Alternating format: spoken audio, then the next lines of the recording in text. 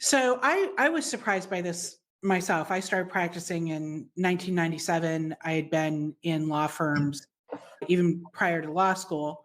And everybody just billed by the hour. I didn't even think about anything differently. And the big firms did it. And so, if the big firms do it, obviously it's the right thing to do, right? Because they know more than we do, right? Obviously. and, and it wasn't until I started teaching flat fees that I really got into the history of it. And it's bad. It's really bad. so we have been, attorneys have been around since ancient Rome, ancient Greece. They didn't call them attorneys. We have been, it turns out, there's been disputes between people ever since there were people. Okay. So we have been attorneying forever and we've gotten paid for our services forever. Guess how we were always paid?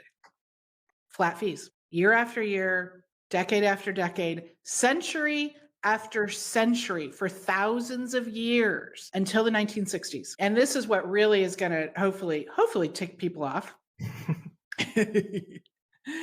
Guess whose idea it was to start billing by the hour? The insurance industry, who arguably may not have our best interest at heart or our client. They wanted to make sure, I mean, I still don't think that it makes sense, but the theory behind it from them was that they wanted to make sure that the attorneys were actually working. If you say you work an hour, I want you to work that whole hour. And they were trying to measure efficiency. Again, I think they missed the mark by a mile, but that was what the thinking was. And so they got the big firms to get on board.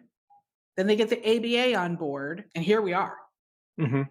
And it happened very quickly.